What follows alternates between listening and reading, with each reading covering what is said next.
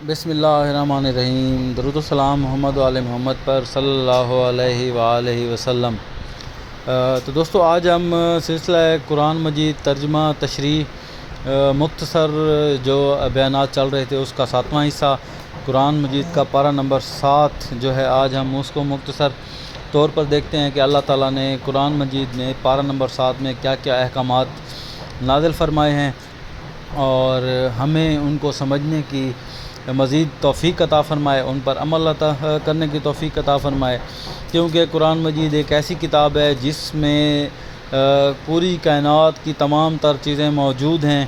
ہر بندہ، ہر عالم، ہر پڑھنے والا اپنے معیار کے مطابق، اپنے ذوق کے مطابق اس سے علم حاصل کرتا ہے۔ یہ ایک ایسی مثال ہے کہ جس طرح ایک گلاس میں پورا ایک پانی کا کولر نہیں سما سکتا، اسی طرح ایک انسان کے چھوٹے سے عقل میں یہ ساری چیزیں نہیں سما سکتی، لیکن ہم کوشش کر سکتے ہیں زیادہ سے زیادہ اس کا علم حاصل کریں۔ تو میں نے کوشش کی یہ مختصر ترین جو ترجمہ ہے پارہ نمبر 7 کا وہ آپ تک پہنچاؤں۔ اس میں میری طرف سے کسی قسم کی اللہ تعالیٰ کو حاضر ناظر جان کر کمی بیشی ایجاد نہیں کیا گیا، جو جیسے ہے مجھ تک پہنچا ہے، بات تحقیق آپ تک پہنچائی جا رہی ہے۔ بسم اللہ الرحمن الرحیم۔ اس پارے میں 2 حصے ہیں، سورہ مائدہ کا بقیہ حصہ اور سورہ انعام ابتدائی حصہ۔ پہلا حصہ سورہ مائدہ کے بقیہ حصے میں 3 باتیں ہیں۔ حبشہ کے نصارہ کی تعریف کی گئی ہے، حلال و حرام کے چند مسائل ہیں، قیامت اور تذکرہ حضرت عیسیٰ علیہ السلام ہے، یہ باتیں ہیں۔ اب اس کو ذرا تفصیل سے دیکھتے ہیں۔ حبشہ کے نصارہ کی تعریف اس طرح سے، جب ان کے سامنے قرآن کی تلاوت کی جاتی ہے تو اسے سن کر ان کی آنکھیں آنسوؤں سے تر ہو جاتی ہیں۔ اور دوسری بات، حلال و حرام کے چند مسائل، ہر چیز خود سے حلال یا حرام نہ بناؤ، یعنی کہ اسلام ایک دین ہے جس میں ہر چیز کی حد ہے، ہر چیز کا ایک طریقہ کار ہے۔ جب انسان اسلام میں داخل ہوا تو اس کا پابند ہو گیا۔ ہم ہر چیز کو اپنی مرضی سے حلال و حرام قرار نہیں دے سکتے، یہ اسلام میں، شریعت میں پہلے سے موجود ہیں چیزیں۔ تو اب آگے چلتے ہیں۔ لغو قسم پر مواخذہ نہیں، البتہ یمین غموس پر کفارہ ہے، یعنی 10 مسکینوں کو 2 وقت کا کھانا کھلانا، یا انہیں پہننے کے لیے کپڑے دینا، یا ایک غلام آزاد کرنا، اور ان تینوں کے نہ کر سکنے کی صورت میں 3 دن روزے رکھنا۔ یہ حلال و حرام کے بارے میں بتایا جا رہا ہے۔ شراب، جوا، بت اور پانسا حرام ہیں، یہ کچھ چیزیں بتا دی گئی۔ حالات احرام میں محرم طریق کا شکار کر سکتا ہے، یہ بات بتائی گئی۔ خشکی کا نہیں، حرم میں داخل ہونے والے کے لیے امن ہے۔ احرام کی کچھ کیفیات بتائی گئی کہ اس میں تری کا شکار ہے، یعنی کہ مچھلی وغیرہ کا، خشکی کا کسی قسم کا کوئی شکار نہیں کیا جا سکتا۔ یہ اب تو خیر جہازوں کا دور ہے۔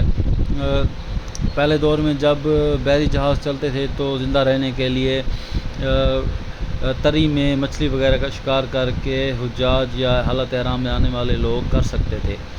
تو آگے دیکھتے ہیں۔ 4 قسم کے جانور مشرکین نے حرام کر رکھے تھے، بحیرہ، صائبہ، وسیلہ اور حام، یہ نام ہے اس وقت کے جانوروں کے۔ قیامت اور تذکرہ حضرت عیسیٰ علیہ السلام بھی موجود ہے۔ قیامت کے دن حضرات انبیاء کرام علیہ السلام سے پوچھا جائے گا کہ جب تم نے ہمارا پیغام پہنچایا تو تمہیں کیا جواب دیا گیا؟ اسی سوال و جواب کے تناظر میں حضرت عیسیٰ علیہ السلام پر اللہ تعالیٰ اپنے احسانات گنوائیں گے۔ ان احسانات میں مائدہ والا قصہ بھی ہے کہ حواریوں نے حضرت عیسیٰ علیہ السلام سے کہا کہ اے اللہ تعالیٰ سے کہو، کہ یہ نبی صلی اللہ علیہ وآلہ وسلم سے پہلے جو عیسیٰ علیہ السلام سے ان کا ذکر ہے، اے نبی عیسیٰ علیہ السلام سے کہا کہ اے اللہ تعالیٰ سے کہو ہم پر ایسا دسترخوان اتارے جس میں کھانے پینے کی آسمانی نعمتیں ہوں۔ چنانچہ دسترخوان اتارا گیا۔ ان احسانات کو گنوا کر اللہ تعالیٰ پوچھیں گے، اے عیسیٰ، کیا تم نے ان سے کہا تھا کہ تجھے اور تیری ماں کو معبود مانے؟ تو حضرت عیسیٰ علیہ السلام عرض کریں گے، تو پاک ہے، میں نے تو ان سے تیری عبادت کا کہا تھا۔ الہی آخرہ، یعنی کہ حضرت عیسیٰ علیہ السلام نے اپنا پیغام پہنچا دیا تھا، اللہ کے نبی تھے، برگزیدہ پیغمبر ہیں۔ دوسرا حصہ جو سورہ انعام کا جو ابتدائی حصہ اس پارے میں ہے، اس میں 3 باتیں ہیں، توحید، رسالت اور قیامت۔ واضح باتیں ہیں، توحید کو دیکھتے ہیں۔ اس صورت میں اللہ تعالیٰ کی حمد و ثنا اور عظمت و کبریائی خوب بیان ہوئی ہے۔ رسالت کا ذکر یوں ہوا کہ نبی علیہ السلام کی تسلی کے لیے اللہ تعالیٰ نے 18 انبیاء کرام کا تذکرہ فرمایا۔ حضرت ابراہیم علیہ السلام، حضرت اسحاق علیہ السلام، حضرت یعقوب علیہ السلام، حضرت نوح علیہ السلام، حضرت داؤد علیہ السلام، حضرت سلمان علیہ السلام، حضرت ایوب علیہ السلام، حضرت یوسف علیہ السلام، حضرت موسیٰ علیہ السلام، حضرت ہارون علیہ السلام، حضرت زکریہ علیہ السلام، حضرت یحییٰ علیہ السلام، حضرت عیسیٰ علیہ السلام، حضرت الیاس علیہ السلام، حضرت اسماعیل علیہ السلام، حضرت یوسع علیہ السلام، حضرت یونس علیہ السلام، حضرت لوط علیہ السلام۔ یہ اذکار تھے 18 انبیاء کے۔ اس کے بعد قیامت کا ذکر ہے۔ قیامت کے روز اللہ تمام انسانوں کا جمع کرے گا، تمام انسانوں کو جمع کرے گا۔ آیت نمبر 12 میں موجود ہے، روز قیامت کسی انسان سے عذاب کا ٹلنا اس پر اللہ کی بڑی مہربانی ہوگی۔ یہ ذکر ہے، روز قیامت مشرکین سے مطالبہ کیا جائے گا کہ کہاں ہیں تمہارے شرکاء۔ یہ مشرکین سے اللہ تعالیٰ پوچھے گا۔ آیت نمبر 22 میں اس روز جہنمی تمنا کریں گے کہ کاش انہیں دنیا میں لوٹا دیا جائے تاکہ وہ اللہ رب کی آیات کو نہ جھٹلائیں اور ایمان والے بن جائیں۔ دنیا کی زندگی تو کھیل اور مشغلہ ہے، آخرت کی زندگی بدر جہاں بہتر ہے۔ تو اس سے یہ ہم اخذ کر سکتے ہیں کہ اللہ تعالیٰ نے اس دنیا کو چند روزہ عارضی زندگی بنائی، اور آخرت کی زندگی، قیامت کی زندگی، اخروی زندگی، اصل زندگی بنائی، اور اس دن کے لیے ہمیں بارہا تیاری کا کہا گیا ہے۔ تو میں آپ تمام دوستوں سے ریکویسٹ کروں گا، جن دوستوں نے یہ ترجمہ سنا، میری ان سے ریکویسٹ ہے کہ اسے شیئر کریں، آگے دوستوں تک پھیلائیں، اور اسے صدقہ جاریہ بنا کر پھیلائیں تاکہ کل ہمارے نامہ اعمال میں یہ جہاں جہاں بھی پھیلتا رہے، اس کی نیکی ہم تک پہنچتی رہے۔